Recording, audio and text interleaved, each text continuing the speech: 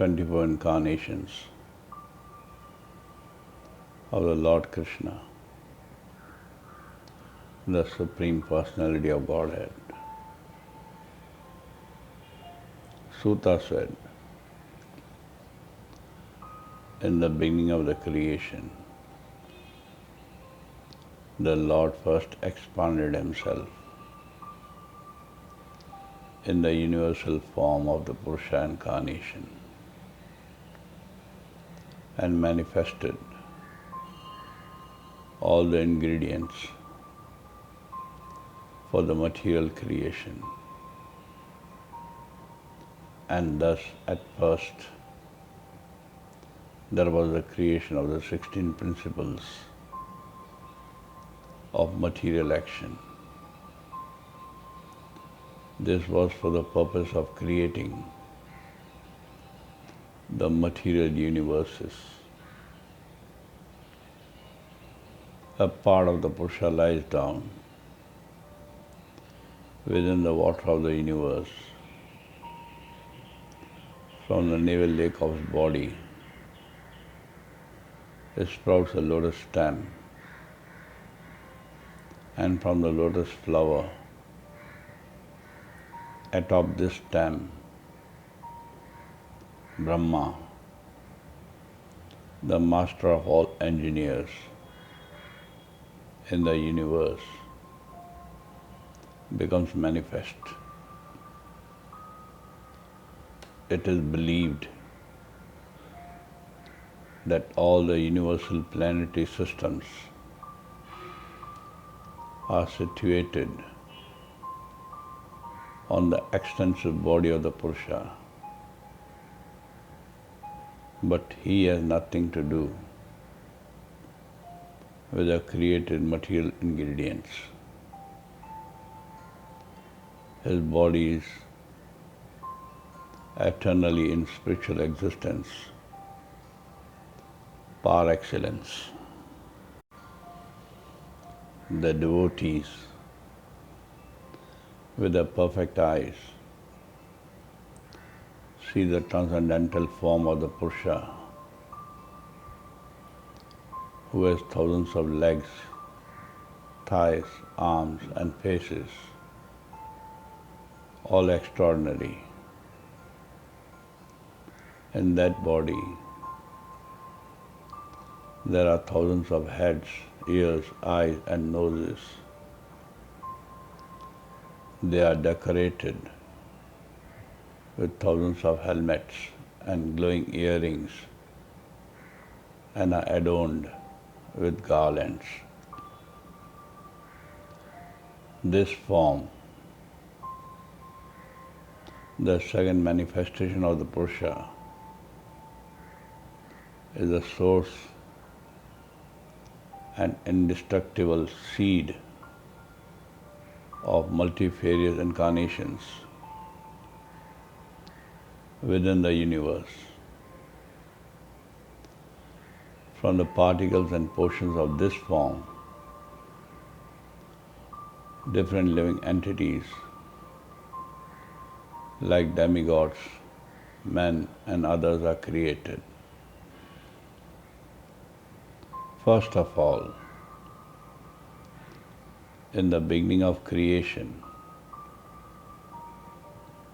there were the 4 unmarried sons of Brahma, the Kumaras, who, being situated in a vow of celibacy, underwent severe austerities for realization of the absolute truth. The supreme enjoyer of all sacrifices accepted the incarnation of a boar, the second incarnation, and for the welfare of the earth, he lifted the earth from the nether regions of the universe. In the millennium of the Rishis, the personality of Godhead accepted the third empowered incarnation in the form of Devrishi Narada, who is a great sage among the demigods. He collected expositions of the Vedas which deal with the devotional service and which inspire non-fruitive action. In the fourth incarnation, the Lord became Nar and Narayana, the twin sons of the wife of King Dharma. Thus he undertook severe and exemplary penances to control the senses. The fifth incarnation, named Lord Kapila, is foremost among perfect beings. He gave an exposition of the creative elements and metaphysics to Asuri Brahmana. For in the course of time, this knowledge had been lost. In the sixth incarnation of the Purusha was son of sage Atri. He was born from the womb of Anusuya, who prayed for an incarnation. He spoke on the subject of transcendence to Alarka, Prahlada, and others, Yadu, Hayaya, etc. And the seventh incarnation was Yajna, the son of Prajapati Ruchi and his wife Akruti. He controlled the period during the change of the Swayambhu Manu and was assisted by demigods such as his son Yama. The eighth incarnation was King Rishava, son of King Navi, and his wife Meru Devi. In this incarnation, the Lord showed the path of perfection, which is followed by those who have fully controlled their senses and who are honored by all orders of life. O Brahmanas, in the ninth incarnation, the Lord prayed for by sages,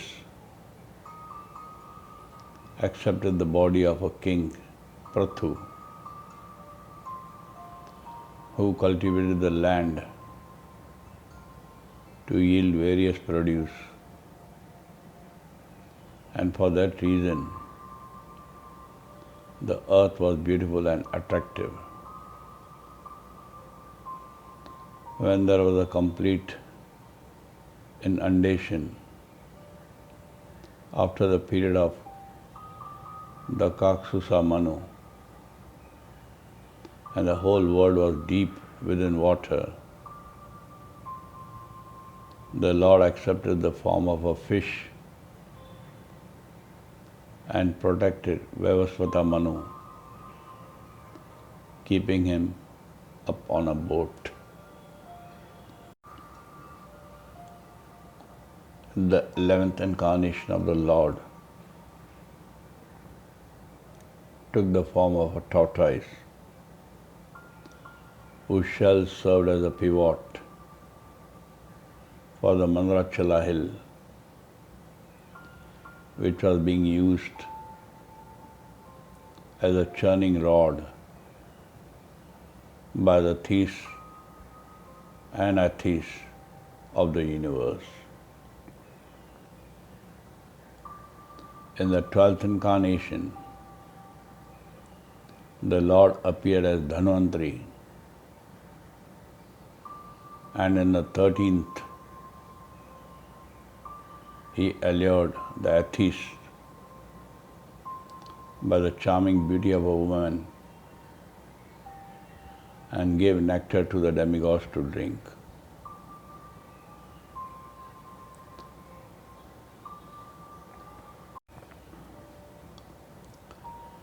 In the 14th incarnation, the Lord appeared as Narasimha and bifurcated the strong body of the atheist Hiranyakashipu with his nails, just as a carpenter pierces his cane. In the 15th incarnation,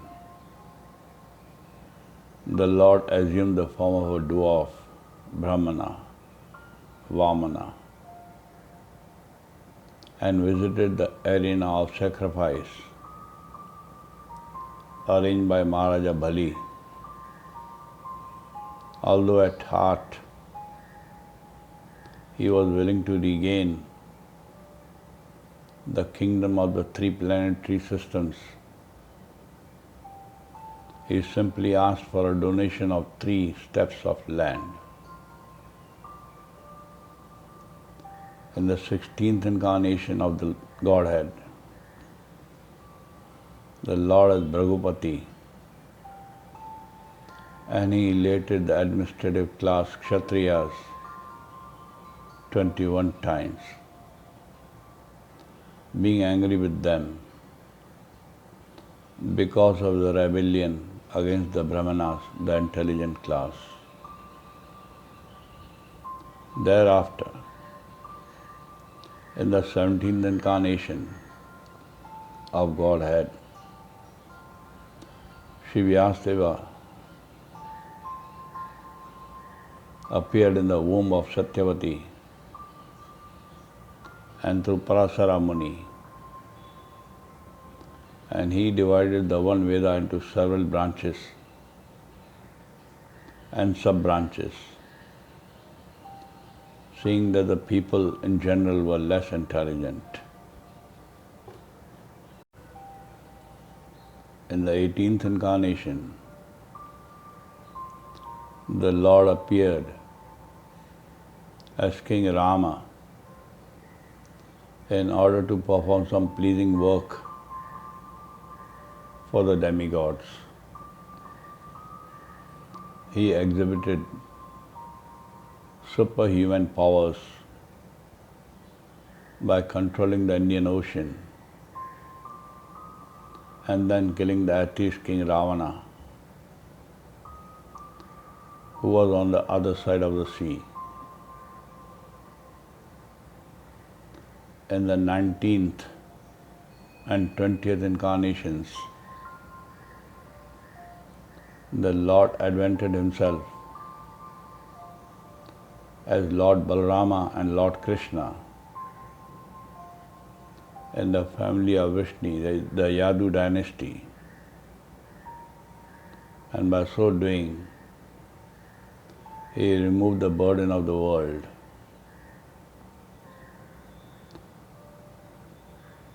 Then in the beginning of Kali Yuga, the Lord will appear as Lord Buddha, the son of Anjana,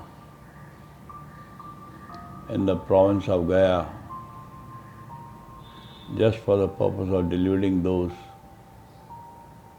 who are envious of the faithful theist. Thereafter,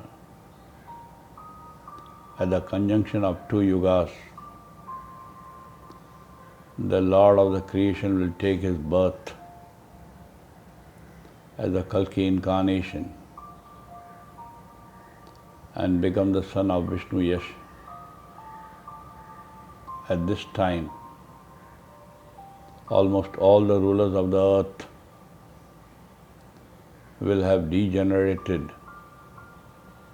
into plunderers. O Brahmanas, the incarnations of the Lord are innumerable like rivulets flowing from the inexhaustible sources of water.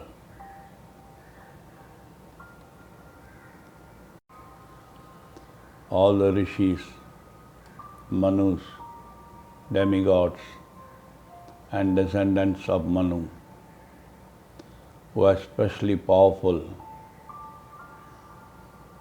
are plenary portions or portions of the plenary portions of the Lord.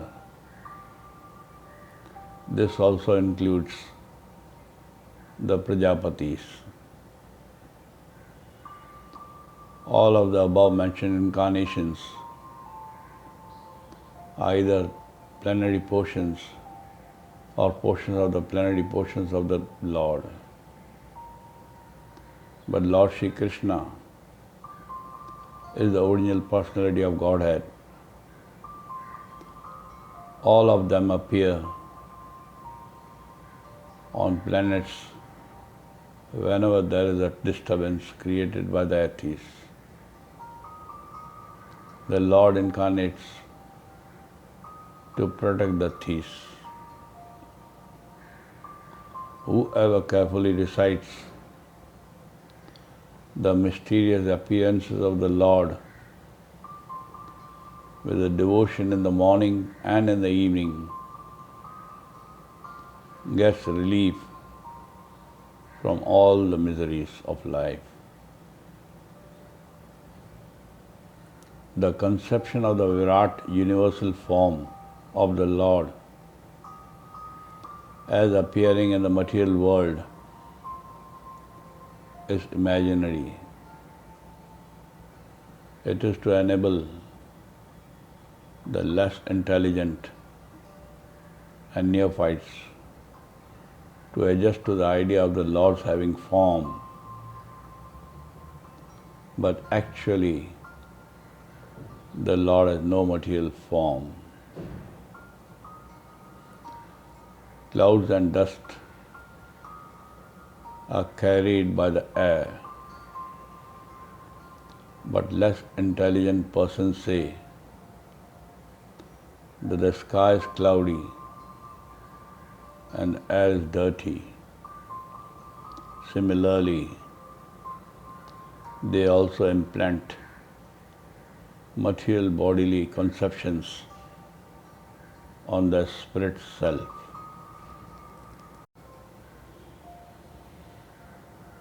Beyond this gross conception of form is another subtle conception of form, which is without formal shape and is unseen, unheard, and unmanifest. The living being has his form beyond this subtlety. Otherwise, he could not have repeated births. Whenever a person experiences by self-realization that both the gross and subtle bodies have nothing to do with the pure self, at that time he sees himself as well as the Lord. Om Tat Sat, Om Tat Sat, Om Tat Sat.